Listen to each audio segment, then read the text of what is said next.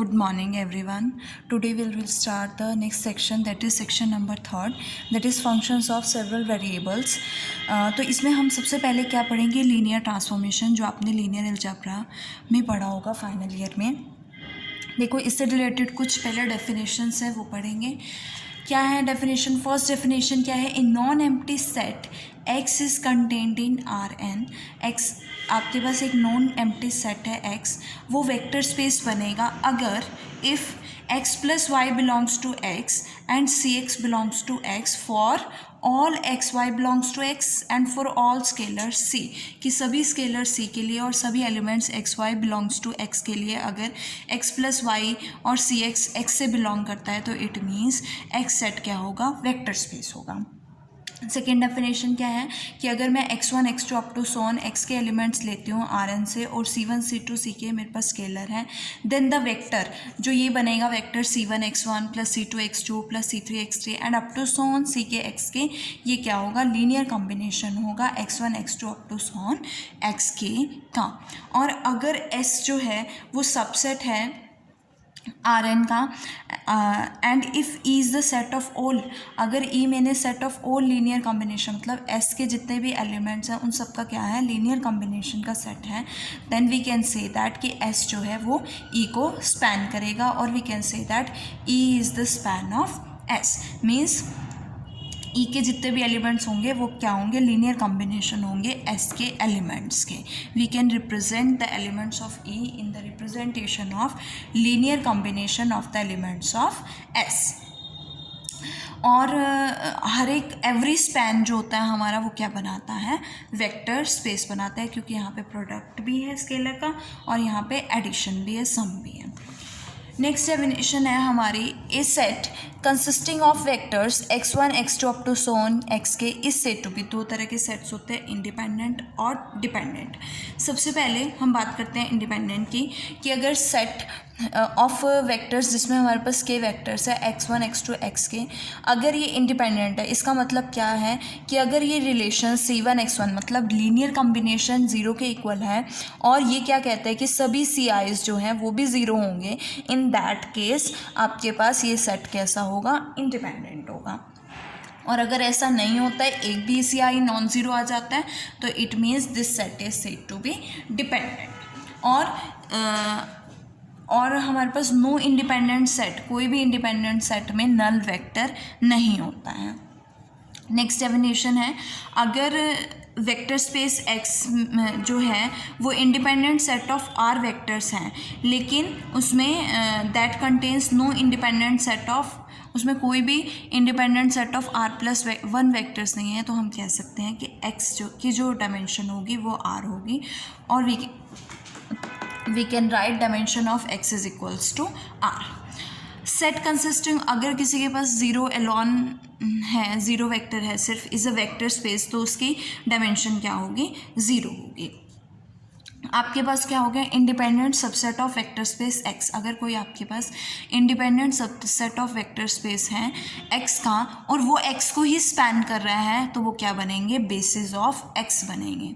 Again important point है कि अगर independent subset of vector spaces x, कि वेक्टर स्पेस एक्स का कोई इंडिपेंडेंट सबसेट है, इंडिपेंडेंट सबसेट मीन्स उसके जितने भी ci's होंगे वो क्या होंगे? 0 होंगे और वो लीनियर कॉम्बिनेशन बनाएंगे, वो क्या करेंगे? एक्स को स्पैन करेंगे, तो उसे हम क्या कहेंगे? 2 पॉइंट्स होने चाहिए, एक स्पैन करेंगे, सेकेंड इंडिपेंडेंट सेट होना चाहिए, तो वो क्या बनेगा? बेसिस ऑफ एक्स बनेगा.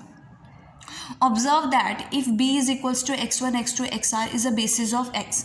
अगर x1 x2 xr अगर बेसिस हैं, then every x belongs to, तो कोई भी हम x अगर x लेंगे, वो x को हमारे पास क्या कर रहा है? बेसिस क्या करेगा? स्पैन करेगा ना x को. तो हर एक x के एलिमेंट को हम इसके लीनियर कॉम्बिनेशन में लिख सकते हैं. तो x को हम लिख सकते हैं summation cj xj. Such a representation exist अगर b जो है वो x को स्पैन करेगा और इट इज़ यूनिक, और b क्या है? इंडिपेंडेंट भी है. 2 प्रॉपर्टीज़ होती है ना बेसिस की. अब जो नंबर c1 c2 cr ये सब क्या होंगे? ये कोऑर्डिनेट्स होंगे x के with respect to the basis b के रिस्पेक्ट में. ये सभी क्या, इन सबको क्या बोलेंगे हम? कोऑर्डिनेट्स ऑफ x बोलेंगे. सबसे मोस्ट फैमिलियर जो एग्जांपल इससे रिलेटेड है बेसिस से, वो हमारा सेट है E1 E2 up to so on En, where EJ is the vector, एक ऐसा वेक्टर है Rn में जिसका jth कोऑर्डिनेट 1 होगा, बाकी सभी अदर कोऑर्डिनेट 0 हो जाएंगे। मीन्स इसको किस तरह से लिखेंगे, 0 0 0 अप टू सो ऑन 1 कहाँ पे होगा, जहाँ पे jth कोऑर्डिनेट होगा, बाकी सभी एलिमेंट्स क्या होंगे, 0 होंगे। और इसे हम क्या कहते हैं, स्टैंडर्ड बेसिस ऑफ Rn कहते हैं। ना हमारी फर्स्ट थ्योरम है इस सेक्शन की। क्या है फर्स्ट थ्योरम, अगर R आपके पास कोई पॉजिटिव इंटीजर है, यहाँ पे पॉजिटिव आएगा, let R be positive integer if a vector space X is spanned by a set of R vectors, कि अगर R आपके पास पॉजिटिव इंटीजर है और अगर वेक्टर स्पेस X जो है वो सेट ऑफ R वेक्टर से स्पैन हो रहा है, then we can say that dimension of X is less than equals to R होगी। अब मैं सपोज कर लेती हूँ कि x के पास कितने इंडिपेंडेंट सेट हैं, कंटेन्स इंडिपेंडेंट सेट q। मैंने सपोज किया लेट इफ़ पॉसिबल कि x जो है एक इंडिपेंडेंट सेट q लेट करता है, जो कि क्या है, इंडिपेंडेंट है। याद रखना इसमें क्या एलिमेंट्स है, y1 y2 up to so on yr plus 1। और मैंने एक s0 सेट लिया है जिसमें x1 से लेके xr तक एलिमेंट्स है, जो x को क्या कर रहा है, स्पैन कर रहा है। इसके अलावा देखो फर्स्ट सेट मैंने Q लिया है जिसमें R प्लस 1 एलिमेंट्स हैं, y1 y2 up to so on yr plus 1। Second मैंने S0 सेट लिया है जिसमें x1 x2 up to so on xr elements हैं। और थर्ड सेट जो मैं लेने वाली हूँ वो क्या है, Si। अब ये सेट की कंडीशन देखो क्या है कि I is greater than equals to 0 and less than equals to R होगा। ऐसा ही एक ऐसा सेट हमने कंस्ट्रक्ट किया है जो X को स्पैन कर रहा है, विच कंसिस्ट ऑफ ऑल, जिसमें सभी yj आएंगे, and plus certain vectors of R minus I members of S0 और R minus I members of S0 आएंगे। तो मेरे पास ऐसा ही सेट क्या बनेगा कि कुछ मेंबर्स yj के आएंगे I तक, तो y1 y2 up to so on yi लिया, और r माइनस i तक xi के मेंबर्स आएंगे, तो xi x1 x2 up to so on xr minus i। और si क्या कर रहा है, x को स्पैन कर रहा है, और अगर xi x को स्पैन कर रहा है तो एक एलिमेंट होगा ना x का जो एलिमेंट होगा वो मैंने yi प्लस 1 लिया है कि वो क्या करेगा, si को स्पैन करेगा। तो yi को हम लीनियर कॉम्बिनेशन ऑफ si के एलिमेंट्स में लिख सकते हैं, तो लिख सकते हैं yi plus 1 is equals to a1 y1 plus a2 y2 plus up to so on ai yi plus b1 x1 plus b2 x2 plus up to so on br minus i xr minus i। इसको मैं लिख सकती हूँ summation j is equals to 1 to i तक है aj yj plus summation k is equal to 1 to r minus i bk xk। तो यहाँ से हमारे पास ये फॉर्म बन गई। अगर मैं इन दोनों टर्म्स को लेफ्ट हैंड साइड में लेके आऊँ तो मेरे पास क्या इक्वेशन बनेगी, yi plus 1 minus summation aj yj minus summation bk xk। अगर मैं इसको इस फॉर्म में लिखना चाहती हूँ तो मैंने yi प्लस 1 को इसके साथ कंबाइन कर दिया, yi इसके साथ, और इसको क्या ले लिया, aj डैश लिया है, और यहाँ से मैंने माइनस bk को bk डैश। अब ये किस तरह से बना है, अगर मैं ai1 को क्या अगर yi प्लस 1 है, अगर मुझे इसके साथ कंबाइन करना है तो मैं क्या करूँगी, इसका एक कॉफिशेंट लूँगी ai प्लस 1, और उस ai प्लस 1 को मैंने क्या ले लिया, 1 के इक्वल, और अगर मैं डैश में कन्वर्ट करूँगी तो क्या आएगा, ai प्लस 1 डैश, तो ये दोनों वैल्यूज़ क्या हो जाएंगी, 1 हो जाएगी। और aj dash is equals to क्या बनेगा, माइनस aj, बिकॉज ये माइनस को मैंने प्लस में कन्वर्ट किया है। Similarly bk dash is equals to minus bk हो जाएगा, where j lies between 1 to I and k lies between 1 to r minus I। As you know that कि जो हमने Q सेट लिया है वो कैसा है, इंडिपेंडेंट है। तो y1 y2 up to so on yr plus 1 क्या होंगे, इंडिपेंडेंट मीन्स उसका लीनियर कॉम्बिनेशन क्या होगा, 0 होगा। तो summation j is equal to 1 to r plus 1 aj yj is equals to 0। तो अगर ये इंडिपेंडेंट है, अगर मैं इसमें से yr प्लस 1 एलिमिनेट कर देती हूँ तो मैं yr लेती हूँ तो वो भी क्या होगा, इंडिपेंडेंट होगा, because subset of independent is also independent set. तो ये j is equals to 1 to r के लिए भी क्या बनाएगा, 0। और ये क्या है, li है, li मीन्स ऑल कॉफिशेंट्स, मतलब ऑल aj क्या होंगे, 0 होंगे for all j where j lies between 1 to R।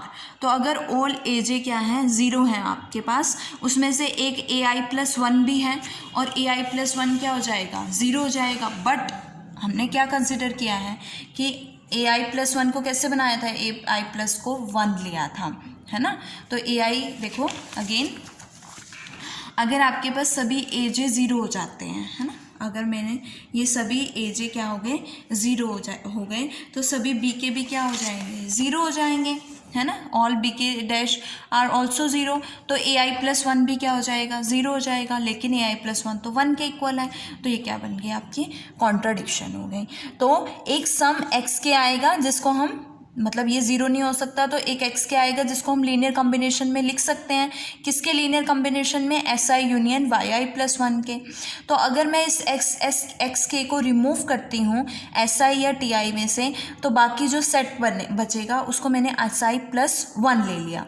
तो एस आई प्लस वन भी एक्स को स्पैन करेगा और उसकी भी सेम प्रॉपर्टीज़ होगी जो एस आई की होगी, लेकिन बस आई के प्लेस पे क्या होगा, एस आई प्लस वन। इसमें आई प्लस वन कि हमने सिर्फ जस्ट नोटेशन दी है कि एस आई के प्लेस में मैंने S I plus one element. तो फिर अगेन हमारे पास एक ऐसा एलिमेंट आएगा, ठीक है, जो कि लीनियर कॉम्बिनेशन होगा अदर मेंबर्स का। अगेन मैं उसको रिमूव करूँगी तो मेरे पास S I plus two set आएगा। इस तरह से मेरे पास आर सेट्स आएंगे। अगर मुझे आर रिमूव करने हैं तो मेरे पास कितने आएंगे, s one s two up to so on, s r sets आएंगे। और लास्ट सेट हमारा जो होगा, कितना बचेगा अगर मैं आर एलिमेंट्स को रिमूव कर दूँगी, आई माइनस आर में से आर एलिमेंट्स को अगर मैं रिमूव कर देती हूँ तो मेरे पास क्या बनेंगे, y one Y two plus up to so on y r, जो कि एक्स को स्पैन करेगा। अब क्यू जो है इंडिपेंडेंट सेट है, तो सबसेट ऑफ इंडिपेंडेंट क्यू क्या था आपके पास, वाई आर प्लस वन तक के लिए था। तो अगर ये इंडिपेंडेंट है तो इसका सबसेट वाई आर तक बनेगा, तो वो भी क्या होगा, इंडिपेंडेंट होगा। तो it means this set is independent set, और ये किसको स्पैन करेगा, एक्स को स्पैन करेगा। It means dimension of X क्या होगी, लेस देन और इक्वल्स टू आर हो जाएगी, which we have to prove. Now next theorem is, देखो, for a vector space X of dimension N, आपके पास वेक्टर स्पेस एक्स है जिसकी डायमेंशन एन है, we have to prove that कि एक set e of n vectors in x, कि x में एक सेट होगा ई ऑफ एन वेक्टर जो एक्स को स्पैन करेगा इफ़ एंड ओनली इफ, अगर ई क्या है, इंडिपेंडेंट है, तभी वो स्पैन करेगा। सेकेंड, एक्स जो है वो बेसिस होगा, एक्स के पास एक बेसिस होगा जो एन वेक्टर से कंसिस्ट होगा। और अगर हमारे पास इफ़, थर्ड है हमारे पास, if we have a set of vectors, अगर मेरे पास set of vectors Y one Y two Y R है, और ये सेट जो आपके पास एन वेक्टर्स का है, ये इंडिपेंडेंट सेट है एक्स में, तो एक्स के पास क्या होंगे, बेसिस होंगे इस सेट के जो इसको कंसिस्ट करेंगे। देखो, फर्स्ट हम पार्ट लेते हैं। मैंने ई सेट लिया है जिसमें एन वेक्टर्स है, वो एन वेक्टर्स क्या है, x one x two x up to so on x n, जो कि इंडिपेंडेंट है। तो डायमेंशन ऑफ एक्स क्या हो गई, एन हो गई, क्योंकि एक्स के अंदर जो है लाई कर रहे हैं basis, sorry, is a set of n vectors जो कि क्या है, इंडिपेंडेंट है। और हमें डायमेंशन ऑफ एक्स क्या दिया हुआ है, एन दिया हुआ है ना, dimension of x is N. तो ये जो सेट है x one x two up to so on, अगर एक्स की डायमेंशन एन है, तो अगर मैं set X one x two X N मतलब एन प्लस वन एलिमेंट तक लेती हूँ, तो वो क्या सेट हो जाएगा, कैसा हो जाएगा, डिपेंडेंट हो जाएगा।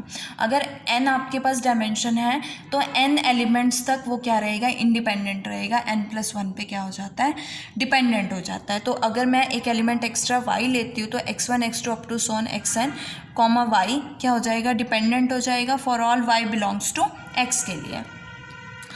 तो अगर ये डिपेंडेंट हो गया तो मैं y वेक्टर को linear combination of x1 x2 xn में लिख सकती हूँ। इट मीन्स yn जो है वो स्पैन हो गया e में for all y belongs to x। It means x जो है वो e जो है वो x में स्पैन कर गया, e क्या कर रहा है, x को स्पैन कर रहा है। ये तो फर्स्ट कंडीशन शो हो गई कि अगर आपने e को इंडिपेंडेंट लिया है तो वो स्पैन कर रहा है। अब मुझे नेक्स्ट क्या शो करना है कि अगर मैं e को e spans x then we have to show that e is independent. Suppose किया कि e जो है डिपेंडेंट है, अगर e डिपेंडेंट है तो कोई भी एक मेंबर ऑफ e जो है वो लीनियर कॉम्बिनेशन होगा अदर्स का। तो मैं इस मेंबर को रिमूव करूँगी does not change the span of x, लेकिन वो एक्स के स्पैन को चेंज नहीं कर सकता अगर मैं इस मेंबर को रिमूव भी करती हूँ। तो मेरे पास ई सेट क्या बन गया, n-1 वेक्टर्स का बन गया और एक्स को स्पैन कर रहा है। तो डायमेंशन ऑफ एक्स क्या हो गई,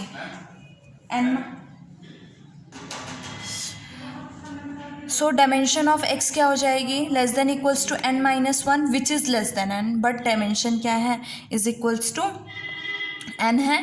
तो ये क्या होगी, आपके पास कॉन्ट्राडिक्शन होगी, तो ई क्या बनेगा, डिपेंडेंट नहीं होगा, क्या होगा, इंडिपेंडेंट होगा। बी पार्ट है हमारा कि अगर x के पास बेसिस होंगे जिसमें n वेक्टर्स होंगे, अगर x की डायमेंशन n है तो x के पास independent set of n vectors होगा और every independent set of n vectors क्या है, x को स्पैन करेगा और every set of such n vectors क्या बनेगा, बेसिस बनेगा x के लिए। देखो एक बात याद रखना, अगर वेक्टर स्पेस की डायमेंशन जो है n है, इट मीन्स उसके जो बेसिस में नंबर ऑफ एलिमेंट्स होंगे वो क्या होंगे, n होंगे, और वो बेसिस क्या होगा, लीनियरली इंडिपेंडेंट होगा, मीन्स वो लीनियर कॉम्बिनेशन बनाएगा और उसके सारे CIs क्या होंगे, 0 होंगे। तो वही उसी चीज़ का यूज़ किया हुआ है कि x की डायमेंशन n है, अगर डायमेंशन ऑफ x n है मतलब उसके पास एक independent set of n vectors होगा जो क्या बनेगा, जो क्या होगा, x को स्पैन करेगा और वो सेट ऑफ वेक्टर्स क्या बनेगा, बेसिस बनेगा। तो इट मीन्स x के पास एक बेसिस होगा, has a basis consisting of n vectors, जिसमें क्या होंगे, n वेक्टर्स होंगे। देखो जैसे आपको पता है कि हम जो वेक्टर स्पेस की डायमेंशन है वो कैसे फाइंड आउट करते हैं, number of elements in its basis, जितने एलिमेंट्स उसके बेसिस में होते हैं वो क्या बन जाता है, उसका डायमेंशन बन जाता है, और बेसिस की क्या कंडीशन होती है कि वो Li होना चाहिए और स्पैन करना चाहिए, वही दोनों चीज़ें सेटिस्फाई हो रही है। तो हमारे पास बेसिस मिल गया जिसमें कितने n इंडिपेंडेंट वेक्टर्स हैं। चलो लास्ट पॉइंट क्या है कि लेट हम कर लेते हैं कि x1 x2 xn जो है हमारा बेसिस हो गया x का, हमने बी पार्ट में शो किया कि x has a basis consisting of n independent vector, तो वो मैंने क्या लिया है, x1 x2 up to so on xn be a basis of x। तो अगर मैं सेट x लेती हूँ, s लेती हूँ, जो क्या है जिसमें x1 x2 xn y1 y2 up to so on yr जो x को स्पैन कर रहा है। अब x की डायमेंशन तो n है, तो s कैसा सेट बनेगा, डिपेंडेंट सेट बनेगा, और अगर ये डिपेंडेंट सेट बनेगा तो कोई एक xi होगा जिसे हम इसके लीनियर कॉम्बिनेशन में लिख सकते हैं of the other members of s। तो s माइनस xi भी क्या करेगा, x को स्पैन करेगा, लेकिन अगेन s माइनस xi क्या बनेगा, डिपेंडेंट बनेगा, क्योंकि डायमेंशन ऑफ x तो n है। तो अगेन एक और xj लेंगे, है ना, तो वो भी लीनियर कॉम्बिनेशन बनेगा other members of s minus xi। तो हम xj को भी रिमूव करेंगे लेकिन फिर भी वो स्टिल स्पैन करेगा। इसी प्रोसेस को हम r टाइम्स लेंगे, तो वो r टाइम्स प्रोसेस करेंगे, तो मेरे पास जो s डैश वेक्टर सेट आएगा वो क्या, कितने एलिमेंट्स का होगा, n plus r minus r, because मैंने r एलिमेंट्स को क्या किया है, रिमूव किया है, जो x को स्पैन करेगा। तो मेरे पास कितने एलिमेंट्स बच जाएंगे, n एलिमेंट्स बच जाएंगे, और वो n elements means dimension of x is n है, तो वो n एलिमेंट्स का जो सेट होगा वो क्या होगा, इंडिपेंडेंट होगा। तो s डैश जो है वो बेसिस होगा x का, और उसमें वो क्या कंटेन करेगा, set y1 y2 up to so on yn।